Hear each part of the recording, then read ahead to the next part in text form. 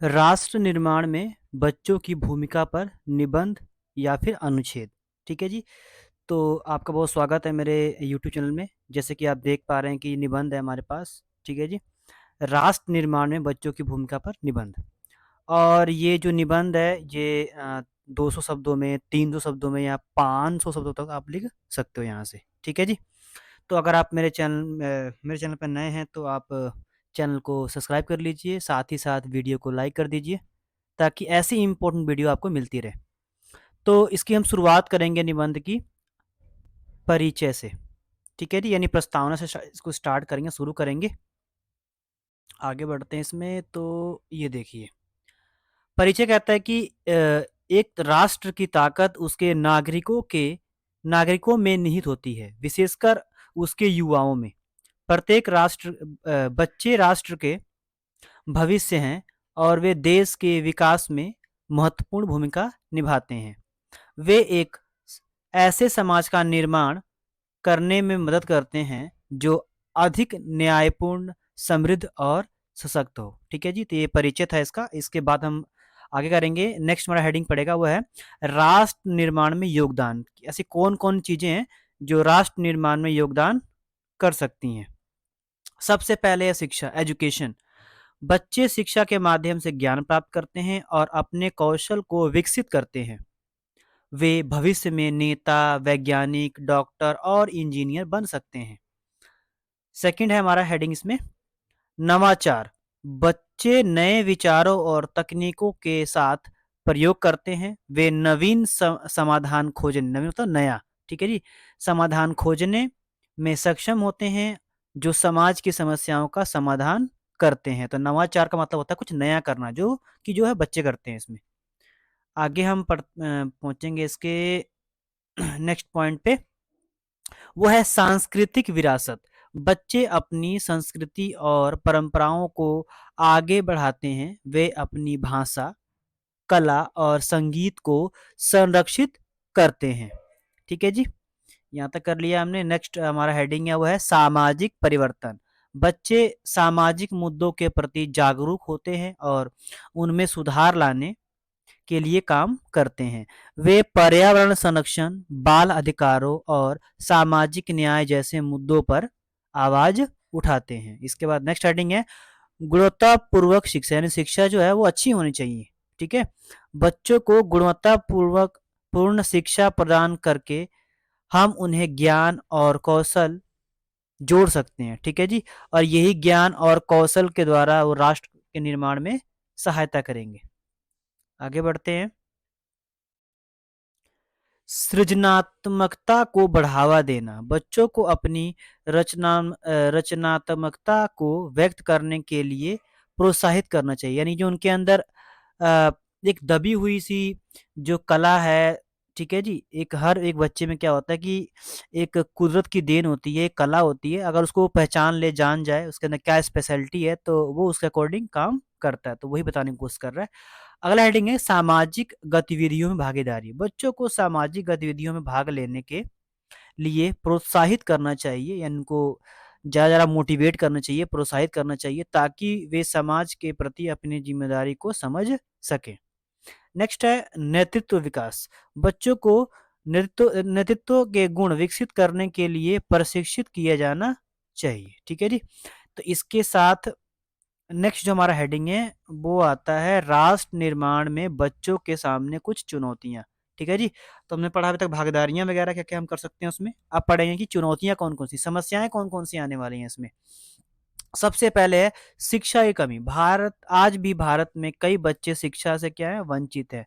शिक्षा की कमी के कारण वे देश के विकास में पूरी तरह से भाग नहीं ले पाते हैं। शिक्षा की कमी के चलते बच्चों का मानसिक और बौद्धिक विकास भी अवरुद्ध हो जाता है, यानी कि रुक जाता है। यहाँ पे आएगा रुक जाना। वे अपने अधिकारों और कर्तव्यों के बारे में भी नहीं जान पाते हैं। ठीक है जी, अगर आपको निबंध बड़ा लग रहा हो, ज्यादा शब्दों का लग रहा हो, तो अपने हिसाब से आप लाइनों को कट कर सकते हैं। ठीक है जी, हेडिंग के साथ में अपने जो लाइनें हैं उसको शॉर्ट करके अपनी इसको लैंग्वेज में चेंज कर सकते हैं। ठीक है जी, तो आगे है बाल श्रम। भारत में बाल श्रम एक गंभीर समस्या है। कई बच्चे गरीबी के कारण बाल श्रम करने के लिए मजबूर हैं। बाल श्रम बच्चों के शारीरिक और मानसिक विकास को नुकसान पहुंचाता है। ठीक है जी। आगे है स्वास्थ्य। कई बच्चे कुपोषण और अन्य स्वास्थ्य समस्याओं से पीड़ित हैं। ठीक है जी। खराब स्वास्थ्य के कारण वे अपनी पूरी क्षमता तक नहीं पहुंच पाते, बीमार रहते हैं, पढ़ाई में उनका मन नहीं लगता तो पूरा पढ़ नहीं पाते हैं। आगे हम पहुंचते हैं इसमें बाल विवाह के बारे में पढ़ेंगे हम। बाल विवाह। भारत में बाल विवाह एक सामाजिक बुराई है। बाल विवाह के कारण लड़कियों को शिक्षा और अन्य अवसरों से वंचित कर दिया जाता है। ठीक है जी। तो इसमें क्या होता है कि छोटी एज में बच्चों की शादी कर दी जाती है। आगे बढ़ते हैं भेदभाव। ठीक है जी, डिस्क्रिमिनेशन बोलते हैं इंग्लिश में। कई बच्चों को जाति, धर्म, लिंग और अन्य आधारों पर भेदभाव का सामना करना पड़ता है। भेदभाव के कारण वे समाज में समान अवसर प्राप्त नहीं कर पाते। और लास्ट हेडिंग हमारे पास है हिंसा और शोषण। कई बच्चे हिंसा और शोषण के शिकार होते हैं। हिंसा और शोषण बच्चों के शारीरिक और मानसिक स्वास्थ्य को नुकसान पहुंचाता है। आगे हमारा जो नेक्स्ट हेडिंग आने वाला न्यू हेडिंग, वो है जो ये चुनौतियां हमने पढ़ी, इनका समाधान क्या है, सुझाव क्या देंगे हम इसके लिए। ठीक है। तो समाधान लिख दो या सुझाव लिख दो, हेडिंग को छोटा भी कर सकते हो अपने हिसाब से आप। ठीक है। तो पहला हम यहाँ पढ़ेंगे शिक्षा को बढ़ावा देना। ठीक है जी। तो पहला काम करेंगे शिक्षा को बढ़ावा देंगे। सरकार और समाज को, सिर्फ सरकार की जिम्मेवारी नहीं है, समाज यानी हमारी जिम्मेवारी भी इसमें बनती है। समाज को बच्चों की शिक्षा को बढ़ावा देने के लिए मिलकर काम करना चाहिए। बाल श्रम को रोकना। बाल श्रम को रोकने के लिए सख्त कानून बनाए जाने चाहिए और उनका प्रभावी ढंग से कार्यान्वयन किया जाना चाहिए। मतलब वो नियम सही ढंग से लागू होना चाहिए। मतलब ये बता रहा है कि जो जो कानून सरकार बनाती है उसको सही से लागू करे हर कोई। ठीक है जी। आगे है स्वास्थ्य सेवाओं में सुधार। बच्चों के लिए स्वास्थ्य सेवाओं में सुधार किया जाना चाहिए। ठीक है जी। उनके लिए ऐसी व्यवस्था होनी चाहिए कि कोई बीमार बच्चा हो तो उसके लिए प्रॉपर डॉक्टर हो, मेडिसिन होनी चाहिए, दवाइयाँ होनी चाहिए, खासकर सरकारी अस्पतालों के अंदर। आगे है हमारे पास बाल विवाह को रोकना। तो बाल विवाह को रोकने के लिए जागरूकता अभियान चलाया जाना चाहिए ताकि लोगों को ये बताया जा सके कि भाई जो बाल विवाह है वो कैसे नुकसानदायक है बच्चों के लिए, उनके भविष्य के लिए, उनके फ्यूचर के लिए। ठीक है जी। आगे है भेदभाव को दूर करना। समाज में भेदभाव दूर करने के लिए प्रयास किए जाने चाहिए और ये बचपन से ही इसको इसको स्टार्टिंग करनी पड़ेगी। बच्चों को बताना पड़ेगा कि जो ये भेदभाव होता है ये गलत चीज़ है हमारे समाज में, ये हमारे समाज को, हमारे देश को कमजोर करता है। ठीक है जी। और ये स्कूल टाइम से ऐसा होना चाहिए। अगला हेडिंग हमारे पास है हिंसा और शोषण को रोकना। बच्चों के खिलाफ हिंसा और शोषण को रोकने के लिए सख्त कदम उठाने चाहिए और सरकारें हमारी कई कानून बनाती हैं लेकिन कानून वो ठीक से लागू नहीं हो पाता। आगे हमारे पास है कि भाई हमारी जो सरकार है, भारत सरकार है, उसका क्या योगदान है। तो भाई देखो उन्होंने सर्व शिक्षा अभियान चलाया हुआ है। इसमें पहली क्लास से लेकर के 8 तक के बच्चों को जो है फ्री में एजुकेशन दिया जाता है, साथ में मिड डे मील फ्री मिलता है उनको। ठीक है, दोपहर का भोजन। आगे देखो माध्याह्न भोजन योजना। बच्चे स्कूल में आए, ठीक है जी, उनको खाने पीने की दिक्कत ना हो, उनके शरीर में जो है पोषण पूरा मिले, इसके लिए माध्याह्न भोजन योजना शुरू किया गया। ठीक है जी। आपने भी याद रखना कि सबसे पहले जो ये मिड डे मील स्कीम है ये तमिलनाडु में स्टार्ट हुआ था। ठीक है जी। आगे राष्ट्रीय बाल स्वास्थ्य कार्यक्रम। तो सरकार ने क्या किया हुआ है, राष्ट्रीय बाल स्वास्थ्य कार्यक्रम की शुरुआत की हुई है जिसमें बच्चों की जो है चेकअप होता है, उनका कोई बीमारी तो नहीं है, उनका उनका वजन चेक होता है, उनका हाइट चेक होता है। देखा हुआ आपने स्कूलों में भी बच्चों को एक टाइम लाते हैं और डॉक्टर वगैरह आते हैं स्कूल में, उनकी हाइट चेक करते हैं। ठीक है जी। उनके शरीर में कितना हीमोग्लोबिन चेक करते हैं, वेट चेक करते हैं खासकर। ठीक है जी। कि उनका जो विकास है सही से हो रहा है या नहीं हो रहा है, उन्हें कोई प्रॉब्लम तो नहीं है। अगर प्रॉब्लम है तो उन्हें कोई ना कोई उपचार दिया जाता है। बेटी बचाओ बेटी पढ़ाओ योजना। तो जो ये मोदी गवर्नमेंट है, इन्होंने बेटी बचाओ बेटी पढ़ाओ योजना स्टार्ट किया था। ठीक है, इसका बहुत फायदा हुआ है। ठीक है, लोग इस प्रति बहुत जागरूक हुए हैं, जिसमें लड़कियों को खासकर जो है ना पढ़ाई के लिए जागरूक करने के लिए लोगों को ये मुहिम चलाई गई थी।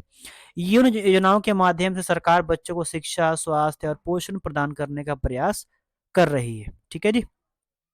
आगे है निष्कर्ष। जब हम भी कभी कोई अनुच्छेद निबंध जब करते हैं तो शुरुआत करेंगे उसकी हम प्रस्तावना से। ठीक है जी। और उसकी जो एंडिंग है, जो खत्म करेंगे, वो करेंगे निष्कर्ष से। तो निष्कर्ष कहता है कि बच्चे राष्ट्र के सबसे मूल्यवान संसाधन है। उन्हें शिक्षित, सशक्त और प्रेरित करके हम एक उज्जवल भविष्य का निर्माण कर सकते हैं।